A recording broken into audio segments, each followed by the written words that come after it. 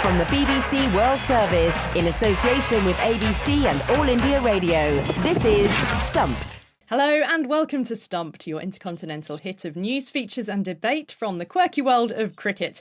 I'm Alison Mitchell. I'm in the ABC studios in Melbourne, back from a few days away, hiking and cycling up in the Victorian Alps. A lot of people don't associate mountainous regions with Australia, and they do have snow up there. Went to the top of Mount Hotham, but I have to say it was looking a little bit sad and a little bit quiet in the summer season, but did, in the course of a 65-kilometre cycle, come across both a wallaby and its mother and a snake stretched right across the path in front of us. Thankfully, it slithered away, but having seen no wildlife for a good few days, we saw all of that in one hit.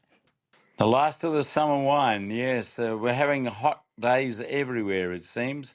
Even in New Zealand, where Australia seemed to be able to find a way to win another game off the last ball. But yes, the summer's still boiling. We need those storms to quieten it all down. Alison, you want to see wildlife, you've got to get to India once again. We're full of it. Hello, this is Charu Sharma for Akashvani. Very happy to be in my favorite place, my own little studio, my home in Bangalore. I'm right in the midst of some massive golf storm. If you think it was tough enough to play the Ryder Cup, you should try playing one of the teams in the KGA League of our local club. So much pressure. I bet you handled the pressure very well, Charu. But I have to say, it sounds very stereotypical of me to say I saw a snake when I was on a bike ride or a hike in Australia. But genuinely, that is the first real snake that I have seen in numerous hikes in all sorts of terrain. They say stomp your feet hard and eventually they'll go away. I think the colour of it was brown, but I didn't really want to get close enough to find out. In a minute, we are going to be speaking to a special fan group in India that is dedicated to women's sport, and we'll find out just how the power of cricket drew them together. But we're going to start by chatting about the intriguing test series that is well underway between India and England's men. The host India coming from behind to now lead the series 2-1, despite missing key players throughout. And they absolutely hammered England, didn't they, in the third test in Rajkot, raising questions again about England's style of play. But India are now playing the fourth test without their star pace bowler Jasprit Bumrah, who's being rested from the game in Ranchi. The reasons being to manage his workload given the length of this 5-match series. And Charu Bumrah is the world number 1 ranked test bowler at the moment. He is the only frontline pace bowler on either side to have played all 3 test matches so far. So should we be surprised that he's being rested, or is this now being accepted as the norm? Yeah, I'm actually pleasantly surprised because of, I suppose, load work management or whatever. Indian pitches are pretty tough to bowl on. He is a very special bowler. We know that, world number 1. And on any pitch, he can work up some magic. But to rest him when India are 2-1 up, when else? This is a very good time as such. And also the nature of the pitches, I suppose it's going to get more and more spinny as we go along for the rest of the series. So not a bad time to rest him. Let's not forget that he was down with a really troublesome injury for a large part of last year, wasn't it? And I think India can afford this luxury right now. The rest of the medium pacers, perhaps not in the same class, but they're doing well. The spinners are doing well. What a great time for him to take a break. Yeah, and is this a great opportunity, though, Jim, for England? I mean, so much depends, of course, on what they do with their own team and how they play. But, I mean, an Indian team without Bumrah, given what he's done in the series, has got to give England a little bit of an advantage, doesn't it? Not sure. They have to play better cricket. They didn't bat very well in the previous game, and they didn't catch very well either. Dear old Joe Root, he fumbled a few. So they missed chances, and they played very, very poorly in that first innings, and they just couldn't catch up. They were outplayed by a much better Indian team, particularly with Jaswal scoring another big total when belting the bowling all over the place. I'm not sure what England can do with their bowling. India seem to be able to just say, Jadeja, bowl, and something happens when he's in the team. And Siraj was very impressive, I thought, in the last game. So I think England have got their work cut out for them. Maybe that's the situation they like. They tend to respond pretty well in the last couple of years when they have to come up with a more resilient and determined performance. So let's see what happens. We might even have Ben Stokes bowling a ball in this match from the sound of it. Well, he has been in the nets, hasn't he, in bowling? We do know Ollie Robinson is set to play instead of Mark Wood. That will be one change. And then England could pack the side with spinners again, depending on the surface. But Charu, when it comes to India's depth, there's something in what Jim says, isn't there, about the fact that yes, there's no Bumrah, but others just seem to be stepping up. There's been no Virat Kohli throughout this series, and now we've had the news confirmed by the couple themselves, not AB de Villiers, that Virat and his wife Anushka Sharma have indeed welcomed their second child into the world. So Kohli's missing. KL Rahul is also out with that quad injury, but it's quite scary almost if you're the opposition that India can miss all these big name players, and yet others just step into the breach. Well, that's the whole point of tom-tomming the fact that India has great strength in depth. And fortunately for them, with the series being played in India, it's for the batsmen to shine, and haven't they? Yashasvi has been absolutely fabulous, and what a star he continues to be. And Sarfaraz as well, because he, of course, made his debut, got those twin 60s. One should have been a lot higher or more if they hadn't got run out because of Jadeja's 100. So batting-wise, things are going really well for India, without question. And, they're not really, if I may say so, with due respect, missing Kohli and or KL Rahul at this point of time, because the runs are coming. If they'll miss anybody, they'll certainly miss Bumrah, although Siraj is bowling well. And even spin-wise, if Ashwin is back and his mind is focused 100%, if his family problems are now over, then they're really going in with a very strong, continuing combination of batsmen and, of course, spinners as well. It's only in the keeper department that Jurel needs to kind of step up a bit. He's got one decent knock so far. And India don't want that to be their Achilles heel, not having a good keeper. But, he's a good keeper, maybe not getting too many runs. India are in a very good shape. And congratulations, I suppose you've already said so, to Virat Kohli and Anushka on the birth of their second child, their son. So the mystery, at least, is now over about why is he missing all these test matches. But India are in a very good Family space. Time. And just very quickly about England having the advantage because Bumrah's not there. Well, they have to seize that advantage. And so whether they're going to use that advantage or not, I don't know. They seem to be a little out of sorts at this point of time. Well, next on Stumped, the top female stars are aiming to shine in the second edition of the Women's Premier League, which gets underway this week. The first match is a repeat of last year's final, with the defending champions Mumbai Indians taking on Delhi Capitals. And the Australian all-rounder Annabelle Sutherland, well, she was the biggest winner in terms of the auction when she was picked up for $364,000, you'll remember, by Delhi Capitals. And Jim, she is arriving in fine form, isn't she? Coming in off the back of a double 105 wickets in the recent Test match against South Africa, albeit that's a different format. It was a very one-sided game, but there's confidence and there's confidence, isn't there? And she is coming in really riding the crest of a wave.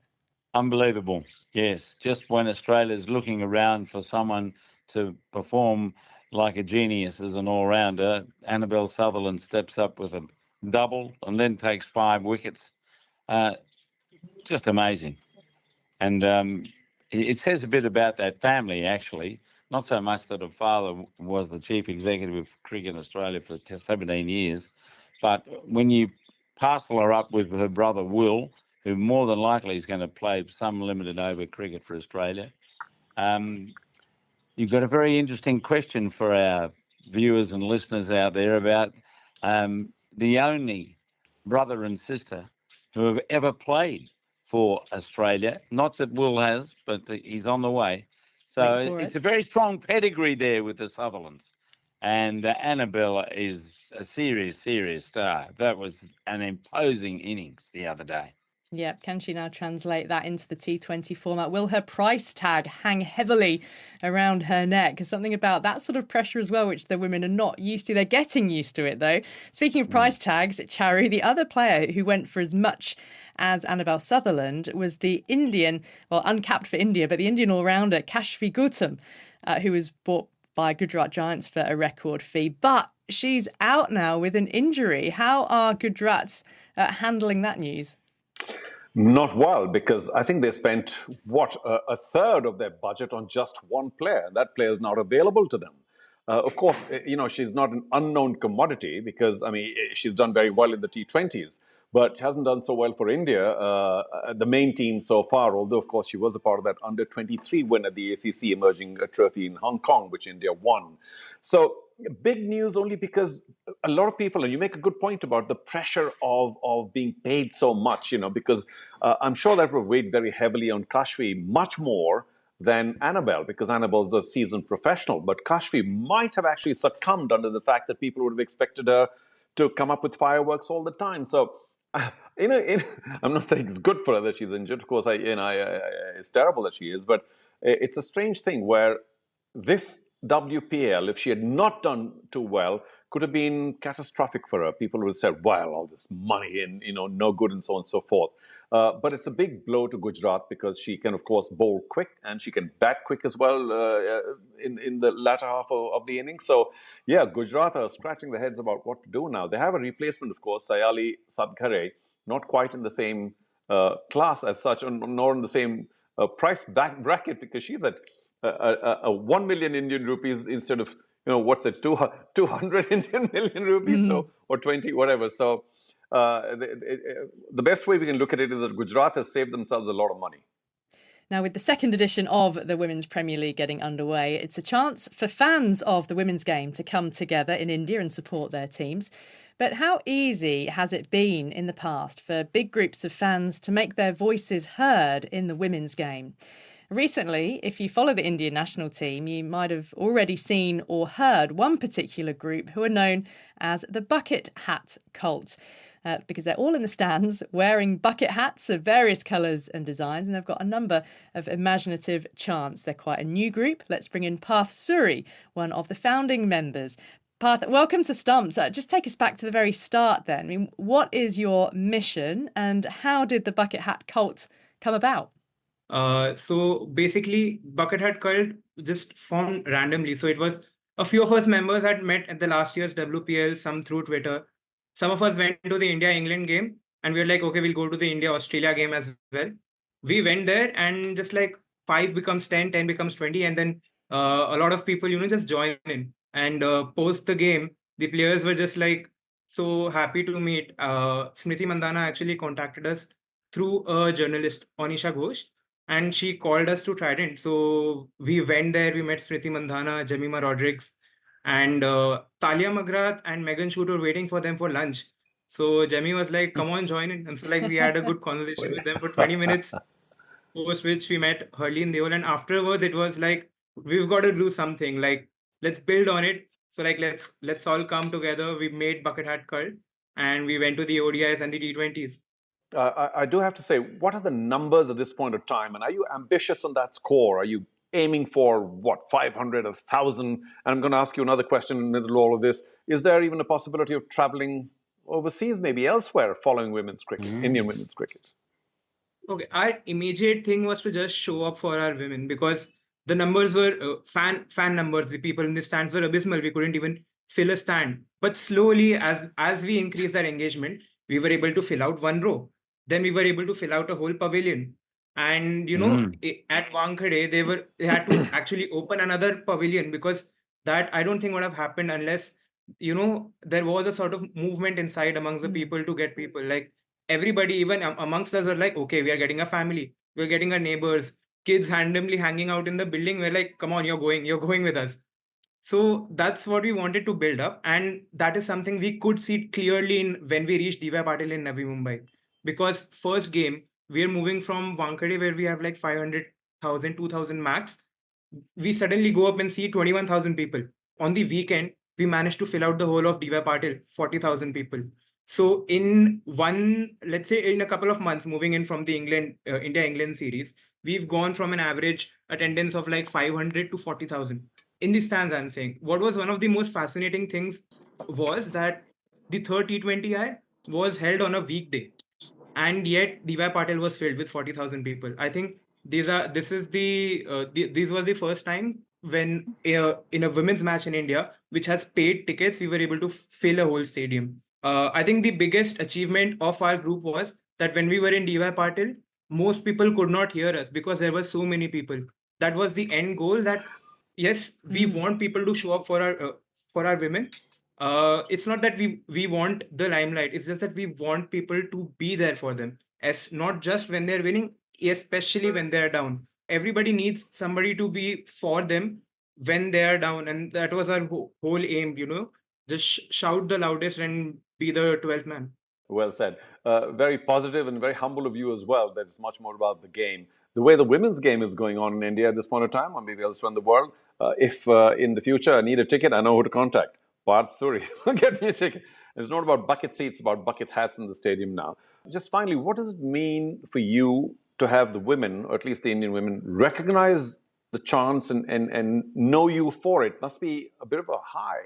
It's sensational. I mean, randomly going to a match and then Smriti Mandhana calling you, come to our hotel, we'll have a chat with you. It's sensational. Like I can't imagine. And because we just randomly went in there, we didn't have a lot of stuff with us. So we actually had the players sign our railway tickets because we didn't have anything else with us. And then we got them laminated so as to keep it for a longer time. But it's Really? just something sensational. Like we made a few charts. So like on the match day, like Ash Gardner signed a chart, and in the India versus England, we had Deepti Sharma sign a chart. I mean, these are some things that we, as a fan, look forward to. So it's big up on the players, to be honest. And I would also like to give a thanks to all the journalists who have actually been very helpful and supportive for us. I mean, whenever you go to Indian stadiums and watch on television, the stadiums always, to me, have seemed very mixed in terms of males and females going to grounds. Is it not really a case of sort of needing to make the stadium and the experience of going to a game more accessible?